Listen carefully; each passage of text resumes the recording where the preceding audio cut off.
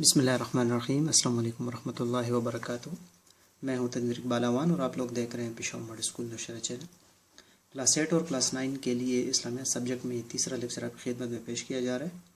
پچھلے والے لیکچر میں ہم لوگوں نے سورہ انفال کا ایک مختصر خلاصہ بیان کیا تھا، جنگ بدر کا خلاصہ بیان کیا تھا، ہم نے میدان بدر کا نقشہ پیش کیا تھا۔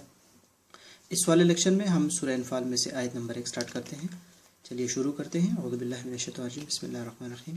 الدرس الاول الف ہے، آیت نمبر 1، بسم اللہ الرحمن الرحیم۔ یسألونک عن الانفال قل الانفال للہ والرسول فاتقوا اللہ واصلحوا ذات بینکم واطیعوا اللہ ورسولہ ان کنتم مؤمنین۔ پہلے با محاورہ ترجمہ سن لیں۔ اے پیغمبر، لوگ تم سے مال غنیمت کے بارے میں پوچھتے ہیں، کہہ دو کہ مال غنیمت کے بارے میں فیصلے کا اختیار اللہ اور اس کے رسول کے پاس ہے، کو حاصل ہے، لہٰذا تم اللہ سے ڈرو اور آپس کے تعلقات درست کر لو اور اللہ تعالیٰ کے رسول کی اطاعت کرو اگر تم واقعی مومن ہو۔ یہ اس کا با محاورہ ترجمہ تھا۔ آئیے اب لفظی ترجمہ کی طرف جاتے ہیں۔ یسألون کا سوال کرتے ہیں آپ سے۔ یسألون کا مخاطب کے لیے استعمال ہوتا ہے، یسألون سوال کے لیے استعمال ہوتا ہے، اور کا مخاطب کے لیے آپ سے سوال کرتے ہیں یا آپ سے پوچھتے ہیں۔ عن الانفال، عن سے الانفال، مال غنیمت کے بارے میں، مال غنیمت کے بارے میں آپ سے پوچھتے ہیں، ٹھیک ہے۔ قل کہہ دیجئے، الانفال غنیمت یا مال غنیمت، للہ اللہ تعالیٰ کے لیے، والرسول اور رسول کے لیے۔ فاتقوا اللہ، پس اتقوا ڈرو، پس ڈرو اللہ سے، واصلحوا اور اصلاح کرو یا اور صلح کرو، ذات بینکم اپنے درمیان ذات کی مراد آپس کے تعلقات درست کر لو، واطیعوا اور اطاعت کرو اللہ کی، ورسولہ اور اس کے رسول کی، ان کنتم مؤمنین، ان کنتم ان اگر، کنتم تم ہو یا ہو تم، مؤمنین ایمان لانے والے یا ایمان والے، اگر تم مومن ہو تو اللہ اور اس کے رسول کی اطاعت کرو، ٹھیک ہے، اللہ تعالیٰ سے ڈرو۔ اسی طرح یہ اس کا لفظی ترجمہ ہو گیا۔ یہ آیت نمبر 1 ہے، اس کا بامحاورہ ترجمہ اور لفظی ترجمہ اس کا یہ ہو گیا۔ وضاحت کے بارے میں ہم نے پچھلی والی ویڈیو میں ہم نے وضاحت بھی کی تھی کہ اس کے شان نزول کے بارے میں نے آپ کو بتایا بھی تھا، اگر آپ نے پچھلی والی ویڈیو دیکھی ہو، کہ جنگ بدر کے آخر میں مسلمانوں میں 3 گروہ بن گئے تھے، 3 گروہ صحابہ میں سے بن گئے تھے، مال غنیمت جو اکٹھا ہوا تھا۔ عبادہ ابن صامت رضی اللہ تعالیٰ فرماتے ہیں کہ جب ہم نے مال غنیمت کو اکٹھا کیا تو اس میں سے ہم میں 3 گروہ بن گئے۔ ایک وہ لوگ جنہوں نے مال غنیمت کو جمع کیا ہوا تھا، دوسرے وہ لوگ تھے جو آپ صلی اللہ علیہ وسلم کی حفاظت میں کھڑے تھے، اور تیسرے وہ لوگ جو کفار کے پیچھے گئے تھے تاکہ وہ دوبارہ واپس نہ آئے، ٹھیک ہو گیا۔ بس ان میں سے اختلاف پیدا ہو گیا کہ یہ مال غنیمت کس کا حق بنتا ہے۔ لوگوں نے آپ صلی اللہ علیہ وسلم سے پوچھا، اللہ تعالیٰ نے آپ صلی اللہ علیہ وسلم پہ وحی نازل کی کہ یہ آپ سے مال غنیمت کے بارے میں تو پوچھتے ہیں لیکن ان سے کہہ دیے کہ اللہ تعالیٰ اور اس کے رسول کا، ٹھیک ہو گیا۔ آیت نمبر 41 میں پر انشاءاللہ اس کی وضاحت آئے گی کہ مال غنیمت کی تقسیم کس طرح ہوگی۔ اگر ہم تھوڑے سے وضاحت میں جائیں تو مال غنیمت کے بارے میں انہوں نے کیوں اس طرح پوچھا تھا؟ پچھلی والی جو امتیں تھی بیٹا، پچھلی والی امتوں پہ مال غنیمت کا جو مال تھا وہ حرام تھا، وہ حلال نہیں تھا، ٹھیک۔ وہ غنیمت کے ساتھ کیا کرتے تھے؟ وہ ایک میدان میں رکھتے تھے، ایک پہاڑ پہ رکھتے تھے، اور آسمان سے آگ آ جاتی اور اس کو کھا کے لے جاتی۔ اگر آگ آ جاتی تو اس کی علامت ہوتی تھی کہ جو وہ ہے جنگ ہے یا مال غنیمت ہے، اللہ تعالیٰ نے جہاد کو قبول کیا ہے۔ اسی طرح اگر آگ نہ آتی تو اللہ تعالیٰ جہاد کو قبول نہ کرتے، ٹھیک ہو گیا۔ یہ اس امت پر اللہ تعالیٰ کا احسان ہے اور انعام ہے کہ اللہ تعالیٰ نے ان کے لیے یہ جائز کیا ہے۔ تو اللہ تعالیٰ نے فرمایا کہ یہ اللہ اور اس کے رسول کا ہے۔ فاتقوا اللہ، پس اللہ سے ڈرو اور آپ اس میں صلح کر لو اگر تم مومن ہو۔ مومن ہے، اب ایمان والے کون ہے؟ اب آگے ایمان والوں کے اللہ تعالیٰ صفات بیان فرما رہے ہیں۔ انما المؤمنون الذين اذا ذكر الله وجلت قلوبهم واذا تليت عليهم آياته زادتهم ایمانا وعلى ربهم يتوکلون۔ آیت نمبر 2۔ بے شک مومن تو وہ لوگ ہیں کہ جب ان کے سامنے اللہ تعالیٰ کا ذکر کیا جاتا ہے تو ان کے دل ڈر جاتے ہیں، اور جب ان کے سامنے اللہ کی آیتیں پڑھی جاتی ہیں تو وہ آیتیں ان کے ایمان کو اور ترقی دیتی ہیں اور وہ اپنے پروردگار پر بھروسہ کرتے ہیں۔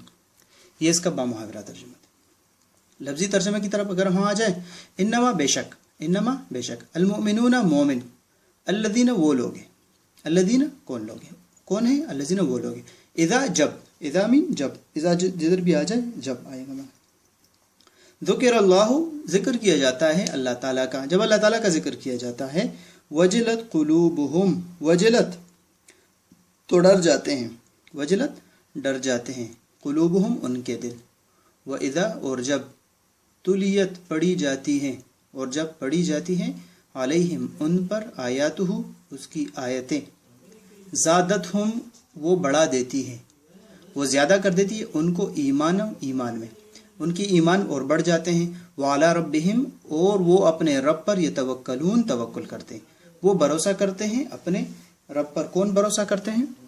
جو مومن ہوتے ہیں۔ اسی طرح آگے کیا فرمائے؟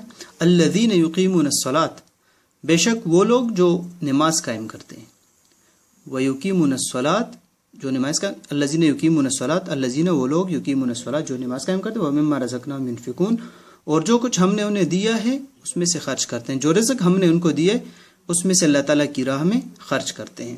یہ المومنین کی صفات ہے۔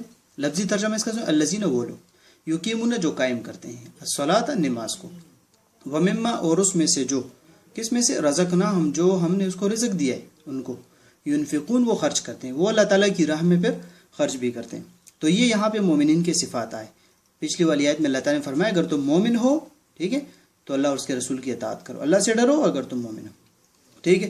یہاں پہ اللہ تعالیٰ نے پانچ صفات مومنین کی بیان فرمائی کہ کون سی صفات ہیں جو مومنین میں ہو سکتی ہیں۔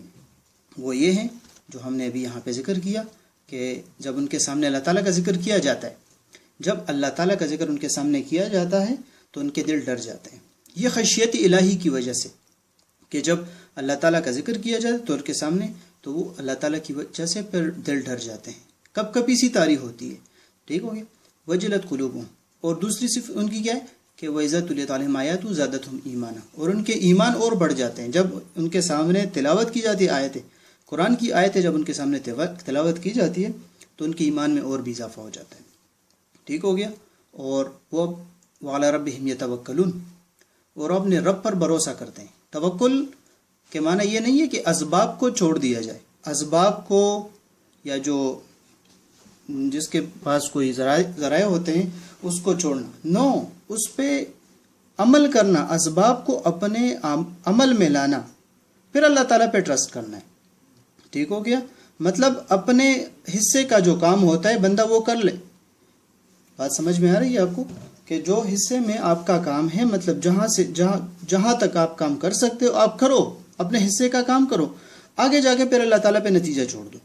یہ نہیں ہے کہ کچھ کرتے نہیں ہو، مطلب آپ اٹھتے بھی نہیں ہیں کسی کام کے لیے، حرکت بھی نہیں کرتے، موومنٹ آپ کرتے نہیں ہیں، اور آپ کہتے ہو کہ منہ میں لقمہ آ جائے گا، نوال آ جائے گا، تو یہ بالکل نہیں ہو سکتا ہے۔ یہ دنیا کا قانون ہے، اللہ تعالیٰ نے یہاں پہ آپ پہ اسباب لازم کیے ہیں، دنیا دارالاسباب ہے، اسباب اختیار کریں گے، ٹھیک ہے، اس کے بعد اللہ تعالیٰ پہ بھروسہ کرنا ہے۔ یہ مومنین کی صفات، ٹھیک ہو گیا۔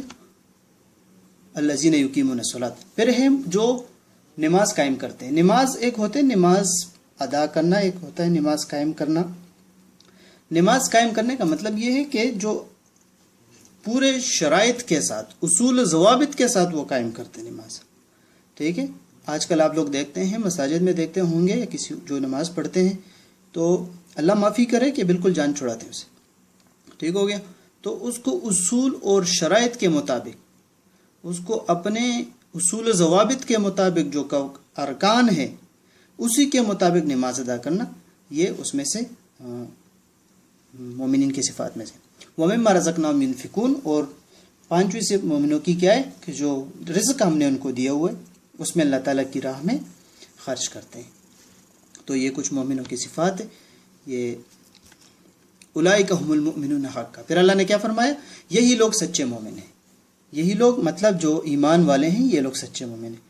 لہم درجات عند ربہم ومغفرۃ ورزق کریم، لہم ان کے لیے اپنے رب کے پاس بڑے بڑے درجے، ومغفرۃ اور مغفرت، ورزق کریم اور باعزت رزق، عزت والی روزی اللہ تعالیٰ کے ہاں۔ اولئک یہی لوگ، مطلب یہ مومن لوگ، ہم وہ جو المؤمنون مومن ہیں، ہم ہیں حقاً سچے، یہ سچے مومن ہیں۔ لہم ان کے لیے درجات درجے ہیں عند ربہم رب کے پاس، اپنے رب کے پاس بڑے بڑے مرتبے ہیں، ومغفرۃ ورزق کریم اور بخشش ہے اور رزق کی عزت والی روزی ہے۔ آپ صلی اللہ علیہ وسلم فرماتے ہیں کہ جنت میں درجے ہیں، جنت میں درجے مطلب کوئی کم درجے والا ہوگا، کوئی اس سے زیادہ درجے والا ہوگا، ٹھیک ہو گیا۔ جو زیادہ درجے والا ہوگا وہ کم درجے والے کو جب دیکھیں گے تو اپنی فضیلت ان کو نظر آئے گی کہ ہم فضیلت مطلب ان لوگوں سے افضل ہیں، لیکن جو کم درجے والا ہوگا یہ اوپر والے درجے کو دیکھ کر یہ حسرت نہیں کریں گے کہ کاش ہم بھی ان کی طرح درجوں میں بلند ہوتے، کیونکہ وہاں پہ جو روحانی بیماریاں ہیں، مثلا حسد، یہاں پہ حسد کی بات آ جاتی ہے، تو جنت میں بیٹا پھر حسد نہیں ہوگی، اللہ تعالیٰ نے حسد کو ختم کیا ہوگا، وہ یہ حسد نہیں کریں گے کہ کاش ہم بھی انہی کی طرح ہوتے، بلکہ وہ اپنی جگہ پہ خوش ہوں گے اور جو اعلیٰ درجے والے ہوں گے وہ اپنی جگہ پہ خوش ہوں گے، ٹھیک ہو گیا۔ یہاں پہ آپ کے لیے اس درس کا خلاصہ بیان کیا ہے، جو آیتیں 3-4 آیتیں ہم نے پڑھی ہے سورہ انفال میں، جو اس درس کے آخر میں انشاءاللہ ایک سوال بھی آئے گا، سورہ انفال میں مومنین کے صفات، تو یہ آپ کے لیے اس کا اسکیچ بھی ہم نے ذکر کیا ہے کہ بنائے ہیں، مومنین کے صفات ذکر اللہ سے خوف خدا اور تلاوت قرآن سے ایمان میں ترقی، اسی طرح اللہ تعالیٰ پر بھروسہ ہے، نماز ہے اور خرچ کرنا ہے۔ تو یہ کویسچن اور پیپر کے حوالے سے بھی یہ بہت امپورٹنٹ ہے، آپ اپنے پاس نوٹ بھی کر سکتے ہیں۔ تو یہ تھا ہمارا آج کا سبق، انشاءاللہ نیکسٹ کی ویڈیو میں ہم آگے کی آیات پہ آئیں گے پھر اور پڑھیں گے کہ اللہ تعالیٰ نے پھر آگے کیا فرمایا ہے۔ فی الحال ہمیں دیجیے اجازت، اپنا بہت سارا خیال رکھیے۔ السلام علیکم ورحمۃ اللہ وبرکاتہ۔